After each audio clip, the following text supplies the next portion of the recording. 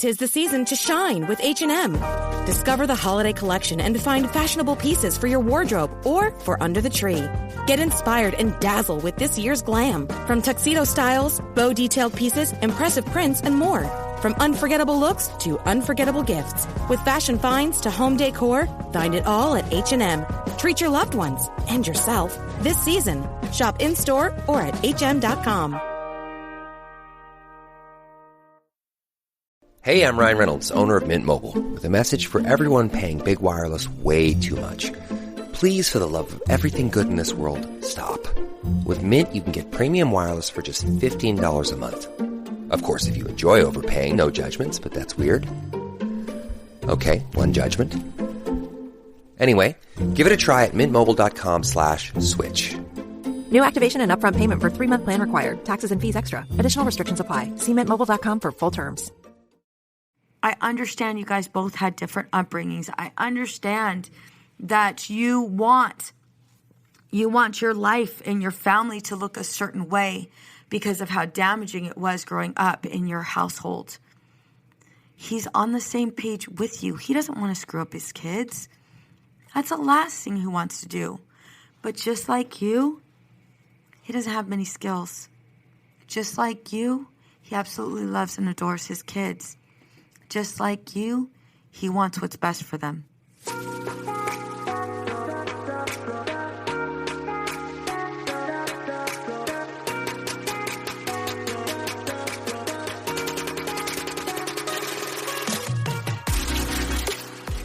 Hey girl, imagine a life where you feel supported, connected, and understood. I get it. Being a mom is hard, especially when you're spinning so many plates. We exhaust ourselves trying to create the perfect life for our family. You deserve to enjoy your family without the stress perfectionism brings. On this podcast, I provide practical and relatable life experiences. I teach women quick and easy-to-use strategies to help them reclaim their identity, reignite their marriage, and enjoy their children. If you're ready to be challenged, then pull up a chair, grab pen and paper, because it's about to go down. I'm Veronica Cisneros, a licensed marriage and family therapist, and this is the Empowered and Unapologetic Podcast. We're just not seeing eye to eye anymore. Whenever our kids are in the room, we tend to avoid conflict as much as possible. It's so hard to carry out a conversation. It's like he doesn't care. How is it that he yells at the kids and he doesn't even second guess it? Like he thinks that this is just okay. How is it that he constantly disciplines them? Why is it that he always disciplines him? Why is it that he always picks on our kids? Why can't he just treat them neutrally? When the kids talk, why is it that he always has something else to say? Why can't he just sit back and listen? I feel like I'm doing everything on my own. When is he going to step in? When are we going to see eye to eye? When are we going to be a team? Here are the 5 common mistakes couples make when parenting. The first primary mistake couples make when parenting is that they refuse to work on their marriage. They refuse to work on their relationship. The only thing that sets you apart from a divorced couple or a relationship that has ended is that the divorced couple has no longer acknowledged or recognizes the value of the relationship. And if you stop making time for your relationship, you are on that path. I hate to be the bearer of bad news, but you are definitely on that path. If you no longer are making time for your relationship, this, my friend, is not good. It is not good in that it's going to impact not only your relationship, but also your kids' view on relationships. Remember, your kids are always watching. They are always watching. And so this is definitely a common mistake. Don't get me wrong. I understand the household chores, life, all of these things get in the way. Work, kids' school, our kids' projects, our kids' sports, all of these things get in the way of us scheduling a date night. All of these things get in the way of us even having, let's just face it, the energy to go ahead and have a date night.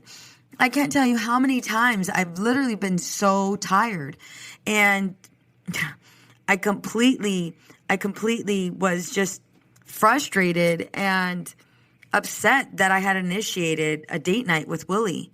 And here I am, I have to carry it out. And it's like, dude, I'm so damn tired. I just want to go to sleep. Maybe he won't notice. Maybe when I get home, everything will be fine. And then there we go. He's already dressed. And it's like, oh my God, I just want to sleep. I get it. We're all tired. But let me tell you something. There is never going to be time. Hear me when I say that. There is never going to be time. You got to make time for the things that you value. And that includes your relationship. Because I'm going to tell you what, 5 years from now, if you're not making time, then time will be made for you within divorce court, within the relationship will end, and you will have to go ahead and abide by the judge, or you will have to abide by whatever court dates you have to go ahead and adhere to custody battles. Make the time now, especially if your relationship is worthy of it.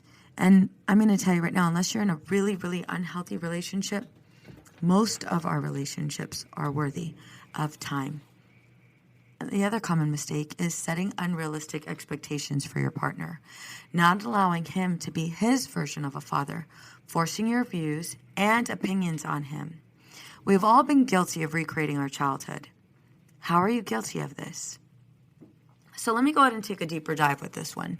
Setting unrealistic expectations for your partner. How are you asking your husband to show up as a father?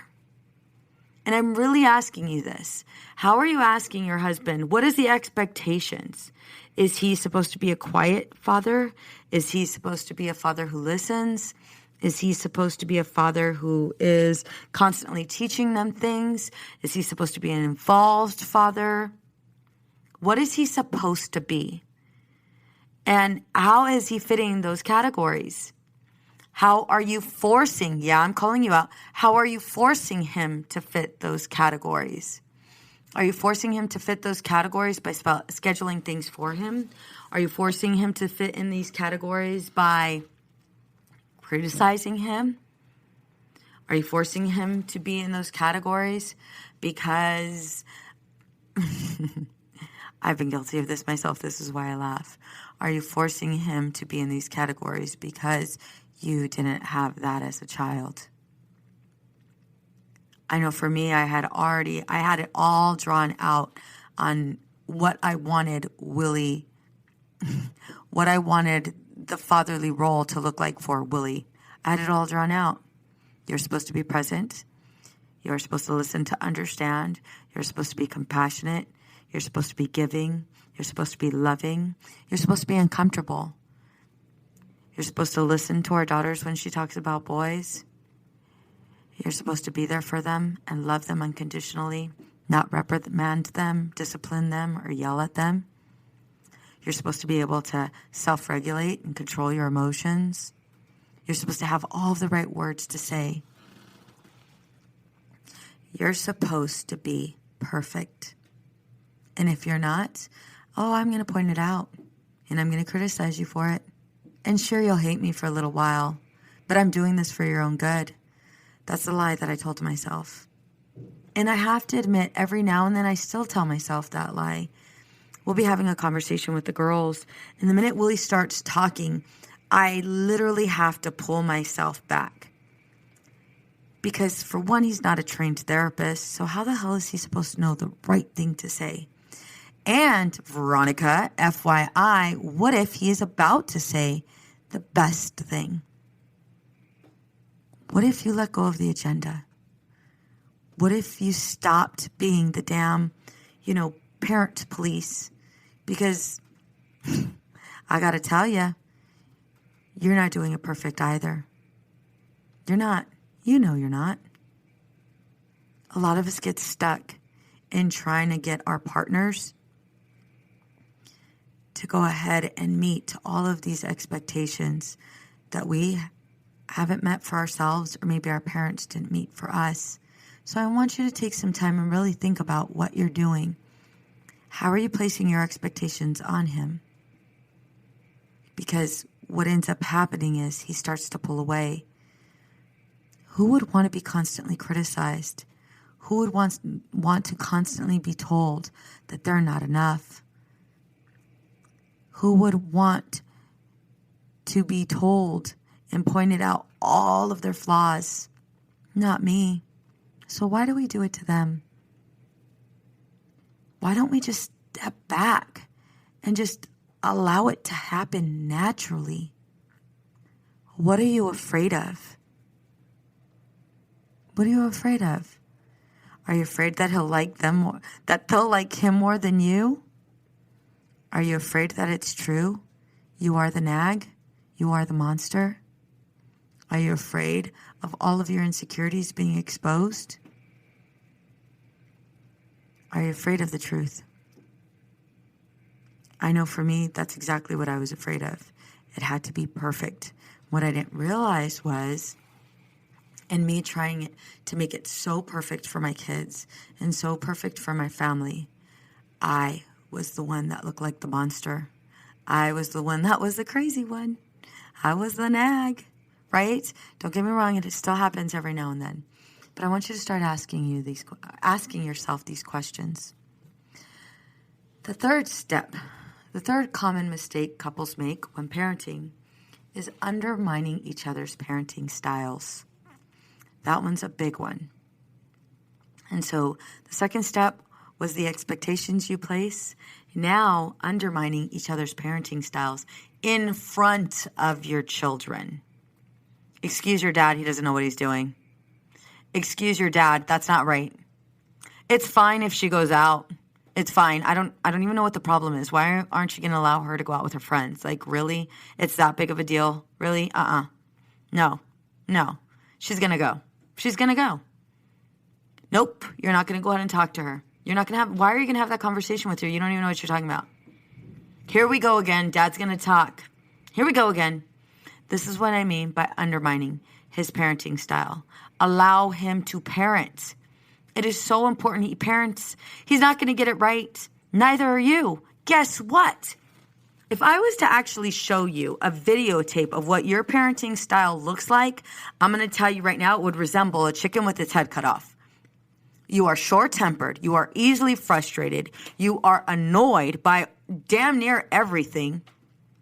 And you literally count the minutes until your kids fall asleep. You're literally counting the minutes until it's bedtime. Let's just be honest. Let's be honest.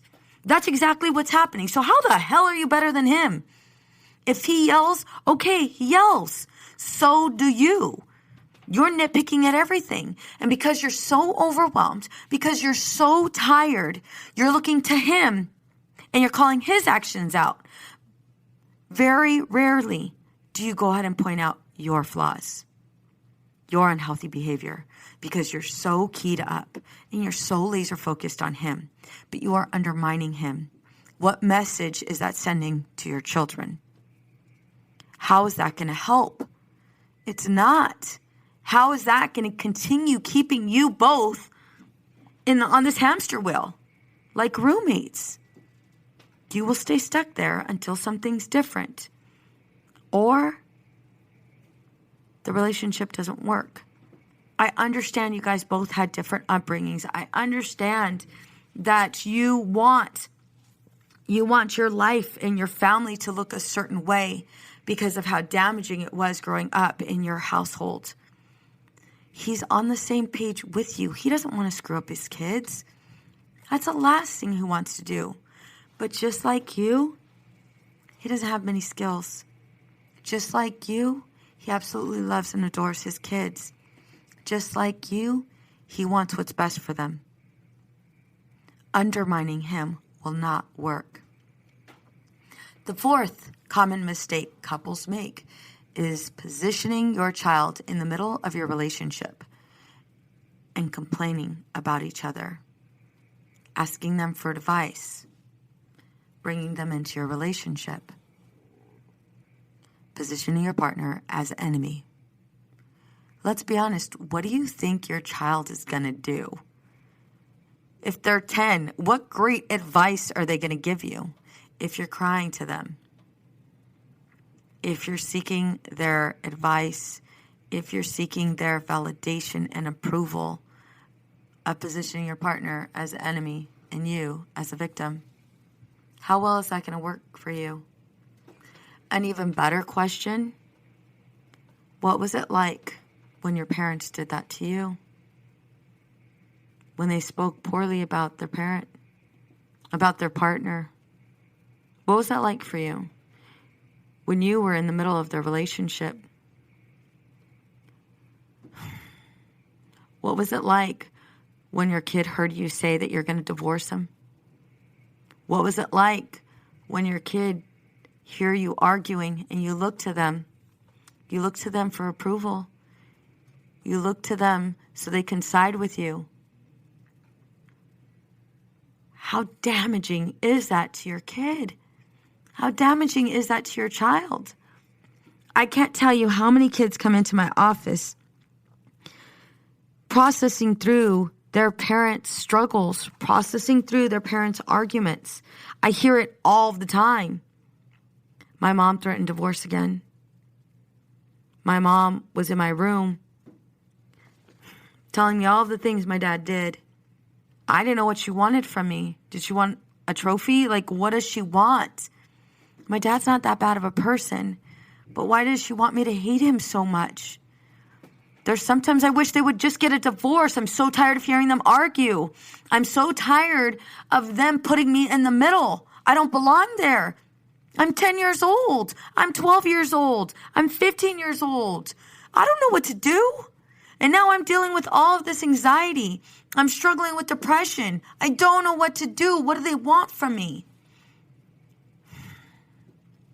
I hear that often. So be mindful if you're putting your kid in the middle of an argument, if you're seeking advice from them, or if you're looking for them to be on your side.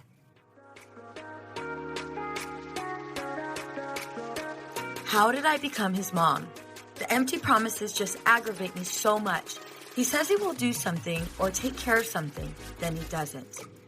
The passion is so low these days that I feel parenthood and other commitments are taking control. I want to feel like it's me he wants to spend time with.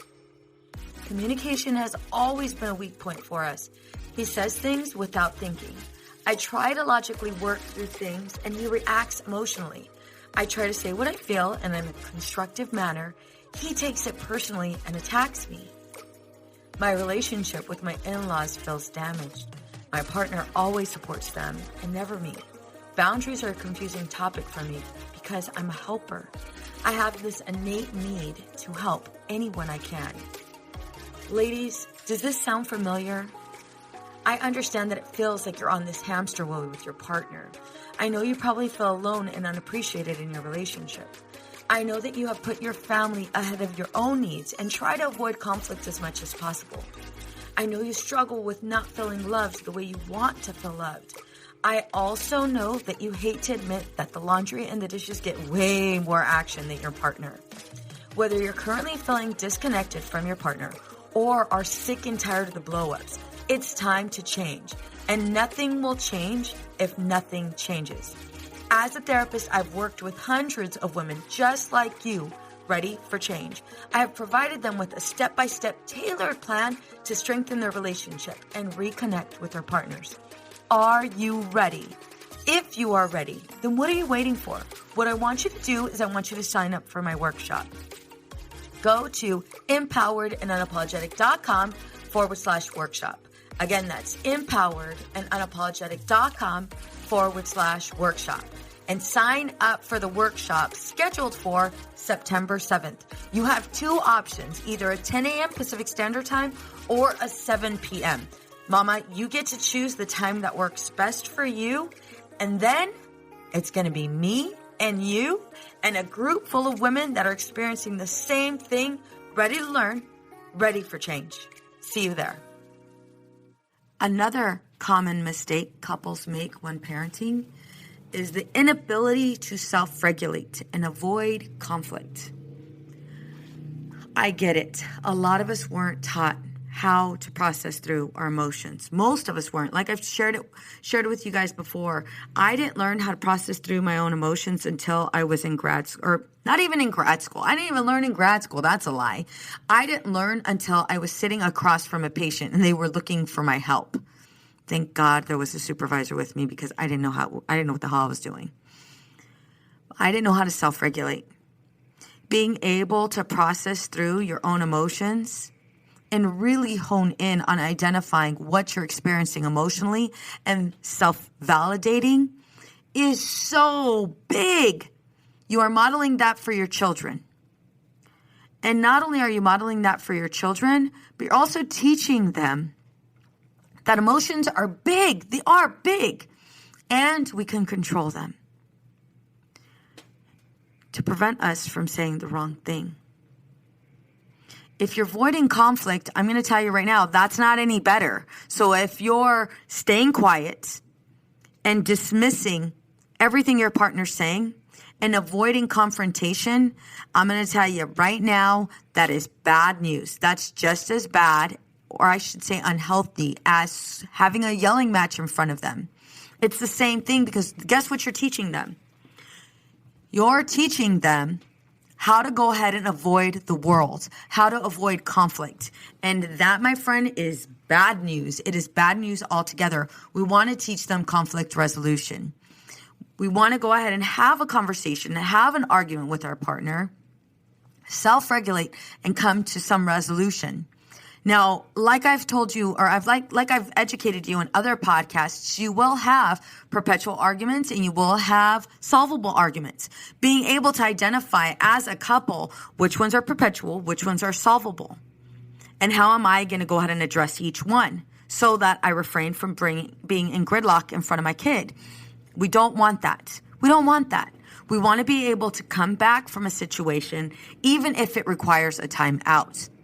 It is your job. It is your job to learn how to do that. It's not going to happen overnight. Your partner's not going to change. I'm sorry. I hate to be the bearer of bad news again, but I'm going to tell you right now, that is your job. I don't care where the relationship's at. I don't care if you're the only one doing it. I don't care. Here's why. Your babies are watching. And whether your relationship works with your partner or not, it doesn't matter. You are establishing and adopting healthy habits. And these are healthy habits that will take you far. Those are the 5 common mistakes couples make when parenting. Now let's take it even further. Okay, Veronica, I see myself in every single one of them. I haven't worked on my marriage. I don't have time. Or I've said I don't have time, and yeah, you just called me out. Because I'm not putting in the work. I'm not recognizing the value of my relationship. You called me out. Okay. Number 2, I am setting unrealistic expectations on my partner. I totally am. And it's because I'm burnt out. It's because I've picked up all of this slack. I've done all of the things. I've done everything. Everything. So hell yeah, you bet your ass I have expectations. And yes, you know what? When he doesn't meet those expectations, yep, I undermine him as well. I do. I undermine him. And I'm not going to lie. There are plenty of times where I've looked to my kid and I've asked her, and I say her because I've done this myself. Am I wrong in this? Isn't he wrong? And my daughter, gosh, because she's married, she has a mom for a therapist, she has said, Mom, I'm not getting in between this. I'm not getting in between this. And it's like, gosh darn it. That's right. I did it again. She set a boundary. She set her boundary on her mom. And I'm so thankful for that. I don't even realize I'm doing it. And it happens. And it's like, holy crap. So I know if it's happening to me, I know for damn sure it's happening to you. Not only because it's happening to me, because I've witnessed it. I've witnessed other couples do this. And I know it's being done because you guys tell me. The inability to self-regulate is also huge. That inability to self-regulate and avoid conflict is huge. So now, grab a pen and paper because we're going to do some work. Yes, grab a pen and paper right now. Don't say you're going to do it later, because we all know you're not.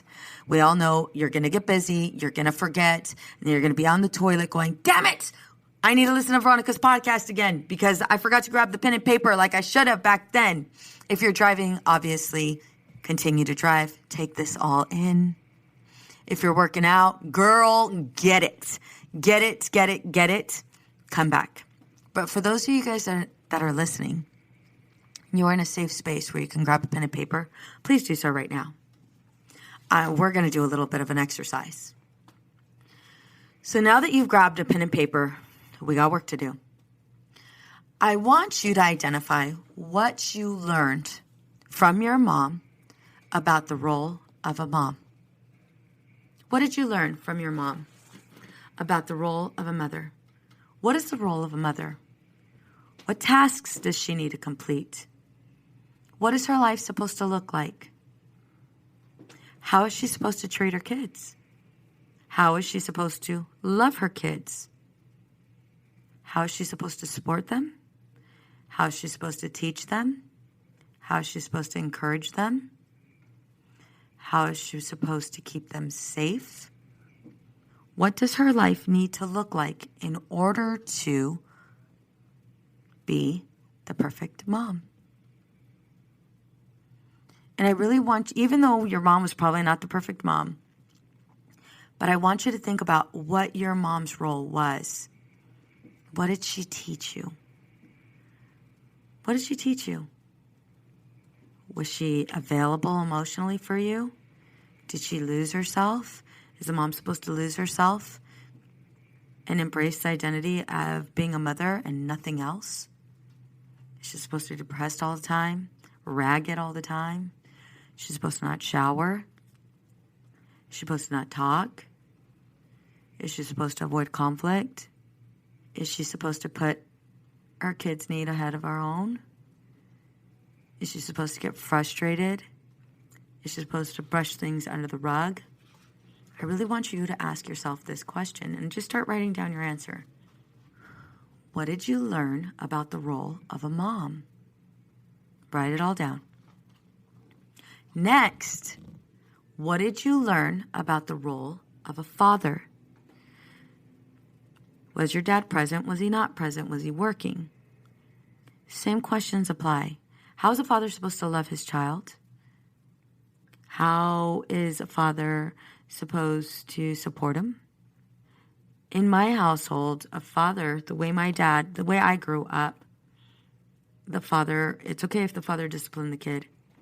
And yeah, the father shows how much he cares about them, sometimes by beating them, because they should have never been at that place. They should have never snuck out. They should have never disregarded whatever we said. They should have followed the rules. So yeah, if they did not follow the rules, then a beating was necessary. That's what I learned about the role of a father. A father is supposed to be absent. It's okay if a father, dabbles in occasional drug use and alcoholism. That's all right. There are no rules for the father. That's what I learned. But do you see where I'm going? This is what I want you to start writing down for yourself. What did you learn from your mother and what did you learn from your father about the roles of a mom and the roles of a dad? What rules did they both have? Did they agree on the rules? Did they disagree? Was mom more lax than dad? Did mom hide things from dad? When you were scared, who did you turn to? When you looked for encouragement, who was there to help you? What skills did you adopt from your parents? Did you learn how to be street smart?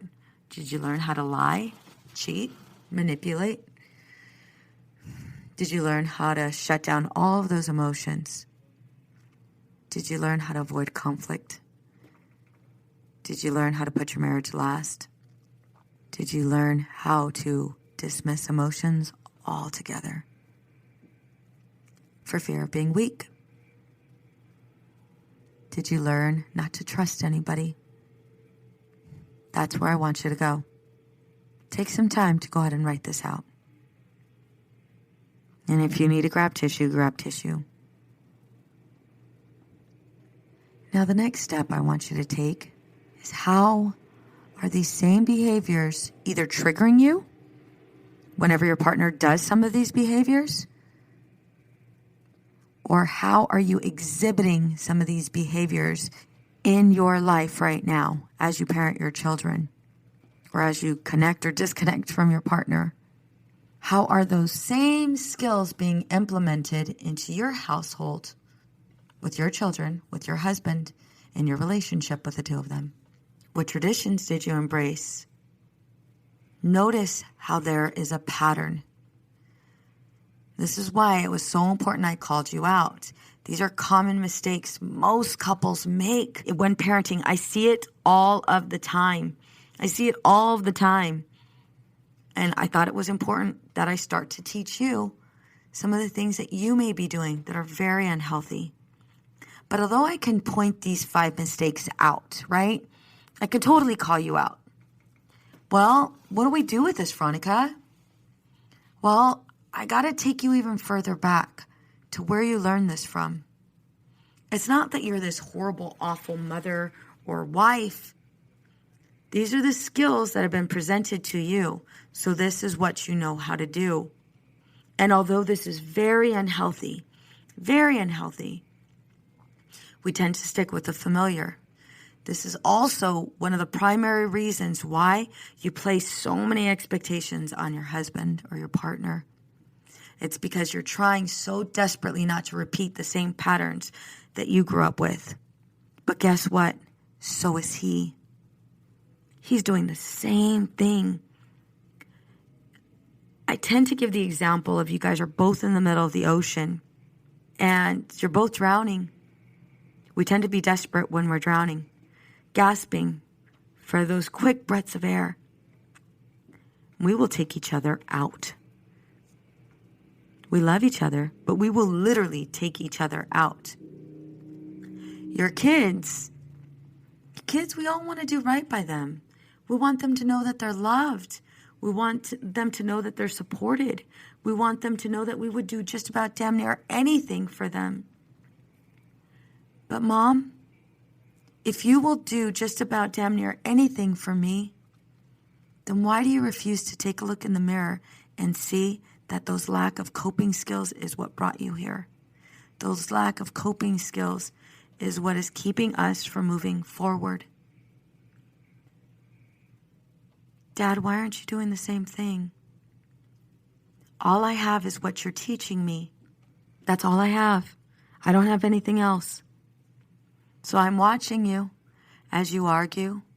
I'm watching you as you bring me into your relationship. I'm watching you argue because you both refuse to make time for your relationship. Mom, I'm watching all of the unrealistic expectations you place on Dad, and I'm wondering why you're so hard on him. I'm wondering why Dad undermines you. I'm wondering why you guys both keep secrets. I don't want to be put in the middle anymore. I wish you guys would just control your emotions and figure this out, because you guys act like kids. But you yell at us when we act this way. So I'm confused. What am I supposed to do? I understand this is hard, especially when you have not been given the tools or skills to go ahead and do anything different. I have now laid out the 5 common mistakes couples make when parenting. And I've also given you an exercise to start on. I highly encourage you to ask your partner to do the same thing. Where we're going to be going is eventually getting you both to a good place where you guys are the best of friends. Establishing rules together, setting up traditions you've had from your family or traditions he's had from his. Really honing in on what you guys both want this family to look like, and how you guys are both going to be a part of strengthening this beautiful family you both created. You guys are in this together. I know it's not easy to trust one another. I know there's a whole hell of a lot of unhealed past pain and even generational trauma that we got to get through. But these questions are vital to get you to the next step. That next step could be working with me or working with another professional. That next step could be you joining me for my upcoming workshop. The next step is up to you. I am so thankful that you've given me this opportunity to walk you through this step, which is such a big one. You're in this together. Remember that. We can all use a little help in our marriage, especially when it comes to communicating. I have created a guide just for you. And guess what? It's 100% free. I will give you practical tips and easy-to-use strategies to apply right now. That's right, right now, today.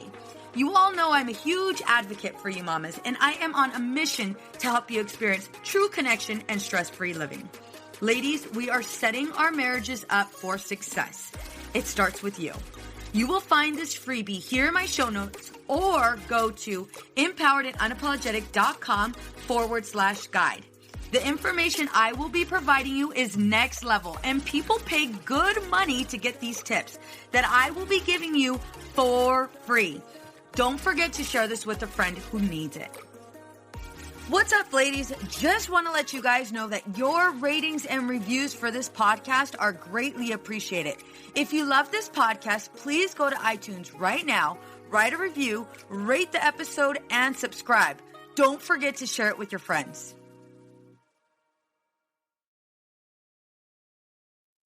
I know we've been taught that motherhood requires alcohol. I know we've been taught not to question our relationship with alcohol until we've lost everything. And I know we've been taught that if we do dare to examine our relationship with alcohol, we need to head straight to AA and declare ourselves an alcoholic who is powerless to alcohol forever. But what if all that isn't true? That's definitely not my story. I'm Suzanne, the host of the Sober Mom Life podcast. I'm an influencer who stopped drinking in January 2020, and since then, I've been telling the truth about motherhood, influencing, alcohol, and sobriety. If you suspect deep down that glass or 3 of wine at night might just be making motherhood harder, well, you're right. Come and join me as I chat with other sober and sober-curious moms. Let's laugh, cry, and normalize sobriety together, all while we reheat our coffee for the 4th time today. Addiction impacts all of us. Addiction's consequences run through all of us. From ourselves to our loved ones and through our communities, addiction creates so much loss and grief. My name is Dwayne Osterlin, and I'm the host of the Addicted Mind podcast, a show featuring personal stories, expert guests, and vital information about addiction and addiction recovery. We'll talk with leading treatment providers to discuss the latest research and treatment options for this devastating disease and advocate for mental health awareness. We discuss topics like the importance of creating a community of support to helping loved ones to some of the latest research on psychedelic medicines. The Addicted Mind podcast has been about creating hope, listening to stories of many amazing people that have overcome addiction and are thriving. If you or a loved one is struggling with addiction, subscribe to the Addicted Mind podcast wherever you get your podcasts or check out theaddictedmind.com. New episodes every Monday. See you there.